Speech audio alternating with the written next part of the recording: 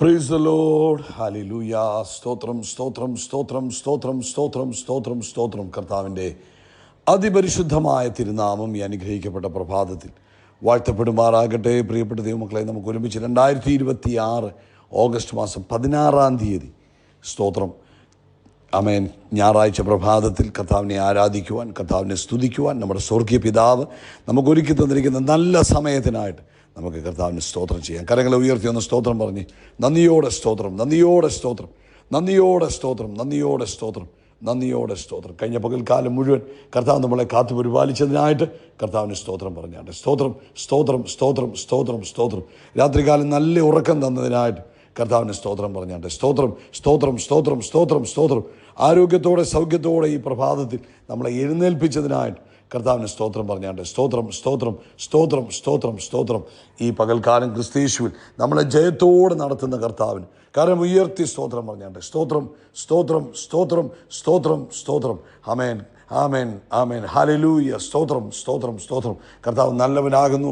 കർത്താവിൻ്റെ ദയ ഇന്നും എന്നേക്കുമുള്ളതാകുന്നു. അല്പസമയം ആ നല്ല കർത്താവിനെ ഈ ഞായറാഴ്ച പ്രഭാതം ഒന്ന് സ്തുതിച്ച് കർത്താവ് നമുക്ക് ചെയ്ത എല്ലാ നന്മകൾക്കായിട്ട് നന്ദി പറഞ്ഞാട്ടെ. നമ്മളെ നടത്തുന്ന വിധങ്ങൾക്കായിട്ട് നന്ദി പറഞ്ഞാട്ടെ. നമ്മളെ സൂക്ഷിച്ച വിധങ്ങൾക്കായിട്ട് സ്തോത്രം പറഞ്ഞാട്ടെ. ഹല്ലേലൂയ. നന്ദിയോടെ സ്തോത്രം, നന്ദിയോടെ സ്തോത്രം, നന്ദിയോടെ സ്തോത്രം. എന്നോട് ചേർന്ന് നിങ്ങളുടെ കരങ്ങളെ ഉയർത്തി പറ, ഇത് യഹോവയുണ്ടാക്കിയ ദിവസമാണ്, ഇന്ന് ഞാൻ സന്തോഷിച്ച് ആനന്ദിക്കും. എല്ലാവരും പറഞ്ഞ്, ഇത് യഹോവയുണ്ടാക്കിയ ദിവസമാണ്, ഞാൻ സന്തോഷിച്ച് ആനന്ദിക്കും. എന്നിട്ട് ഇങ്ങനെ പറ, സന്തോഷത്തിനും ആനന്ദത്തിനും വിരുദ്ധമായി നിൽക്കുന്ന എല്ലാം യേശുവിൻ നാമത്തിൽ മാറിപ്പോകട്ടെ. ഒന്നിനെ പറ, സന്തോഷത്തിനും ആനന്ദത്തിനും വിരുദ്ധമായി നിൽക്കുന്നതെല്ലാം യേശു ക്രിസ്തുവിൻ്റെ നാമത്തിൽ മാറിപ്പോകട്ടെ. ഹല്ലേലൂയ.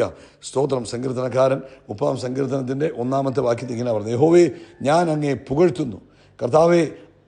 കർത്താവ് എന്നെ ഉദ്ധരിച്ചിരിക്കുന്നു. എൻ്റെ ശത്രുക്കൾ എന്നെക്കുറിച്ച് സന്തോഷിപ്പാൻ ആമേൻ കർത്താവ് ഇടയാക്കിയതുമില്ല. ആമേൻ ആമേൻ. എൻ്റെ ശത്രുക്കൾ എന്നെക്കുറിച്ച് സന്തോഷിപ്പാൻ കർത്താവ് ഇടയാക്കിയതില്ല. കരമുയർത്തി പറയാം, എൻ്റെ ശത്രുക്കൾ എന്നെക്കുറിച്ച് സന്തോഷിപ്പാൻ കർത്താവ് ഇടയാക്കിയതില്ല. എൻ്റെ 4-ാമത്തെ വാക്യം പറയുക, യഹോവയുടെ വിശുദ്ധന്മാരെ കർത്താവിൻ്റെ സ്തുതി പാടുവീൻ, കർത്താവിൻ്റെ വിശുദ്ധ നാമത്തിന് സ്തോത്രം ചെയ്യും. കരം ഉയർത്തി പറ, സ്തോത്രം.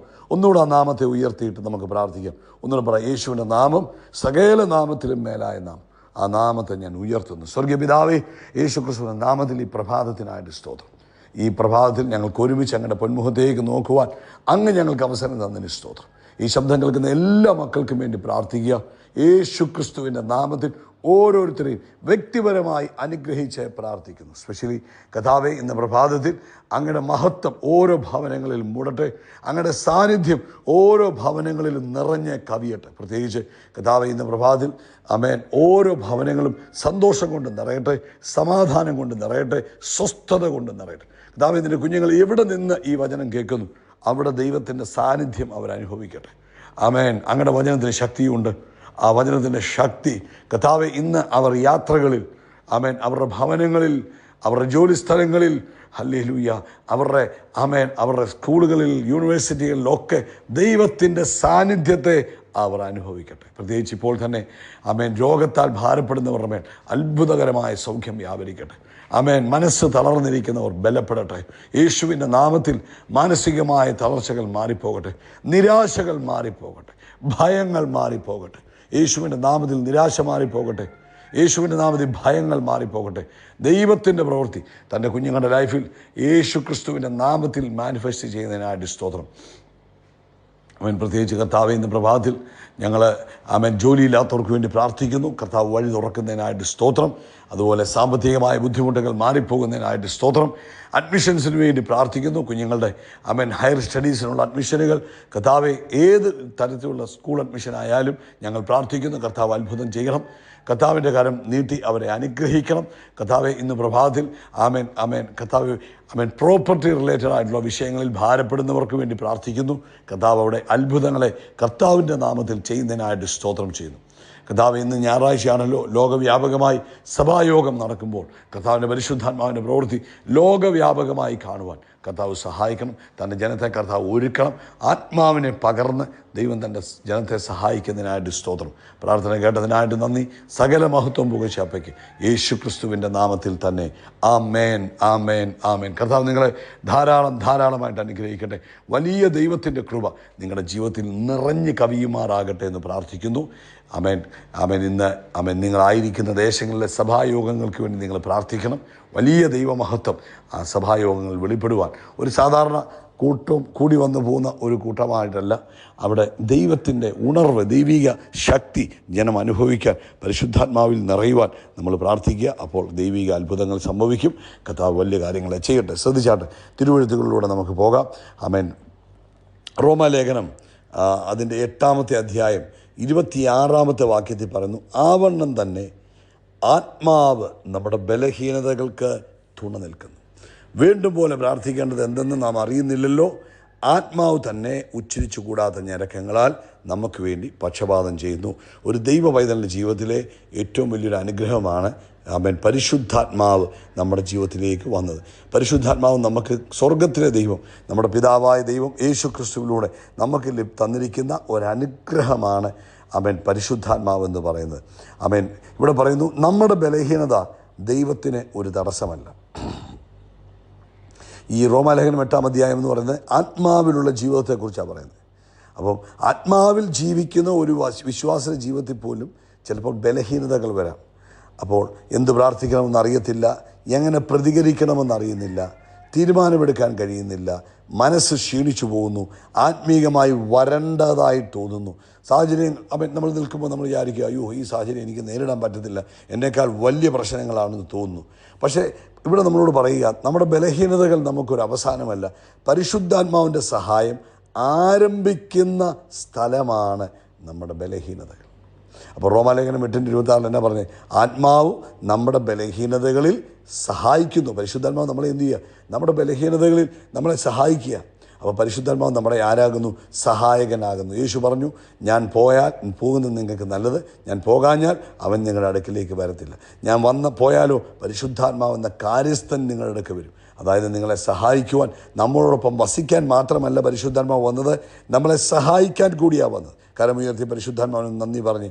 അതുകൊണ്ടാണ് ക്രിസ്തീയ ജീവിതം എനിക്കെല്ലാം സ്വയം ചെയ്യണമെന്ന ജീവിതമല്ല, മറിച്ച് എനിക്ക് കഴിയാത്തിടത്ത് പരിശുദ്ധാത്മാവ് എന്നെ സഹായിക്കും എന്ന ജീവിതമാണ് ക്രിസ്തീയ ജീവിതം.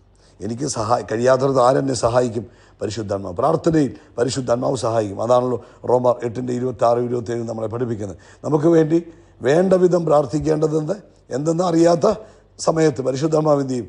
നമുക്ക് വേണ്ടി ശുപാർശ ചെയ്യുന്നു. ഒരു ചെറിയ ഉദാഹരണം പറഞ്ഞാൽ, നിങ്ങൾക്ക് വലിയൊരു പ്രശ്നമുണ്ട്, നിങ്ങൾ മുട്ടുകുത്തുന്നു പ്രാർത്ഥിക്കാൻ, കർത്താവേ എന്ത് പറയണമെന്ന് പോലും എനിക്കറിയില്ല. അവിടെ പ്രാർത്ഥന അവസാനിക്കില്ല. പരിശുദ്ധാത്മാവ് എന്ത് ചെയ്യും? നമ്മളെ സഹായിക്കാൻ തുടങ്ങും.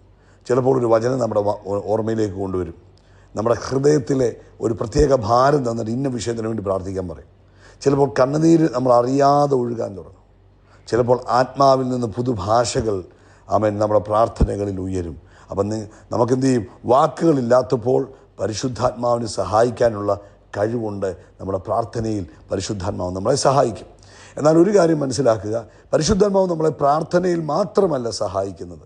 ആമേൻ, ആമേൻ, ഹല്ലേലൂയ. എന്നെ പ്രാർത്ഥനയിൽ സഹായിക്കും. അതുപോലെ തന്നെ എൻ്റെ ജീവിതത്തിലെ എല്ലാ ബലഹീനതകളിലും ആര് നമ്മളെ സഹായിക്കും? പരിശുദ്ധാത്മാവ് സഹായിക്കും. തീരുമാനമെടുക്കുവാൻ പരിശുദ്ധാത്മാവ് നമ്മളെ സഹായിക്കും. ഏത് വഴി പോകണമെന്ന് പരിശുദ്ധാത്മാവ് നമ്മളെ സഹായിക്കും. ശത്രു നമ്മളെ പ്രലോഭനങ്ങളിൽ ഉൾപ്പെടുത്തുവാൻ നോക്കുമ്പോൾ ആമേൻ നമുക്ക് പരിശുദ്ധാത്മാവ് നമുക്ക് സഹായം ചെയ്യും.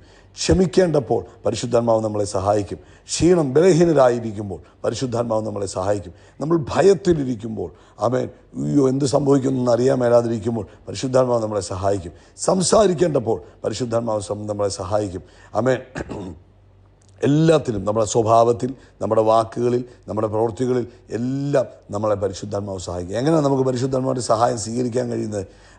നമ്മുടെ ബലഹീനതയെ നമ്മൾ അംഗീകരിക്കുക. ഇപ്പോൾ ഒരു ഓവർ ടോക്കിംഗ് നേച്ചർ, കൂടുതൽ വർത്തമാനം പറയുന്നൊരു വ്യക്തിയാണെങ്കിൽ നമ്മൾ പരിശുദ്ധാത്മാവിനോട് പറയാം, പരിശുദ്ധാത്മാവേ എൻ്റെ ജന്മനാ ഉള്ള നേച്ചർ ഇതാ, അങ്ങ് വർത്തമാനം പറയുന്ന സ്വഭാവം, പക്ഷേ പരിശുദ്ധാത്മാവെ എന്നെ സഹായിക്കണമേ.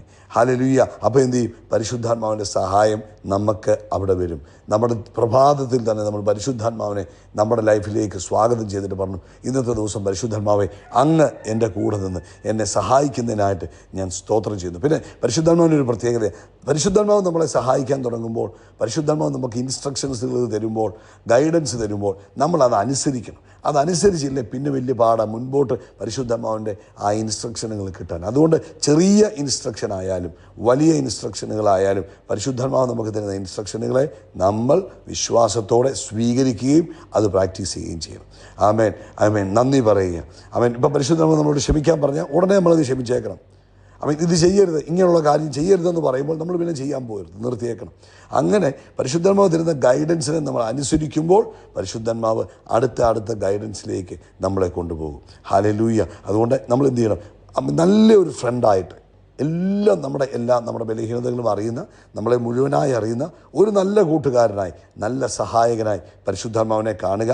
എന്നിട്ട് പരിശുദ്ധാത്മാവുമായിട്ട് ഇടപെടുക, പരിശുദ്ധാത്മാവിനോട് ചേർന്ന് നടക്കുക. അങ്ങനെ വരുമ്പോൾ നമുക്കൊരത്ഭുതമായി തീരാൻ പറ്റും. പ്രാർത്ഥിക്കാം. സ്വർഗീയ പിതാവേ, ഞങ്ങൾക്ക് തന്ന പരിശുദ്ധാത്മാവിനായിട്ട് സ്തോത്രം. പരിശുദ്ധാത്മാവിനോട് ചേർന്ന് നടന്ന് ജയകരമായി മുന്നേറുവാൻ ഞങ്ങളെ സഹായിക്കണം. പ്രാർത്ഥന കേട്ടതിനായി നന്ദി, യേശുവിൻ്റെ നാമത്തിൽ തന്നെ. ആമേൻ, ആമേൻ, ആമേൻ. കർത്താവ് നിങ്ങളെല്ലാവരും ധാരാളമായിട്ട് അനുഗ്രഹിക്കട്ടെ. ദൈവത്തിൻ്റെ വലിയ കൃപ നിങ്ങളുടെ ജീവിതത്തിൽ നിറഞ്ഞ കവിയുമാറാകട്ടെ എന്ന് പ്രാർത്ഥിക്കുന്നു. പ്രത്യേകിച്ച് അവൻ കരങ്ങൾ ഉയർത്തി പറയാൻ, കർത്താവിൻ്റെ തലയെ എണ്ണ കൊണ്ട് അഭിഷേകം ചെയ്യും, എൻ്റെ പാനപാത്രം നിറഞ്ഞു കവിയും, നന്മയും കരുണയും എൻ്റെ ആയുഷ്കാലമൊക്കെയും എന്നെ പിന്തുടരും. ആമേൻ. നമ്മൾ ആകാശത്തിലെ നക്ഷത്രങ്ങൾ പോലെ, കടൽക്കരയിലെ മണൽത്തരി പോലെ അത്യന്തം വർദ്ധിച്ചു വരും. കരമുയർത്തി പറഞ്ഞ്, we are blessed, we are really blessed, we are permanently blessed, and we are highly favored. God bless you. God bless you. God bless you.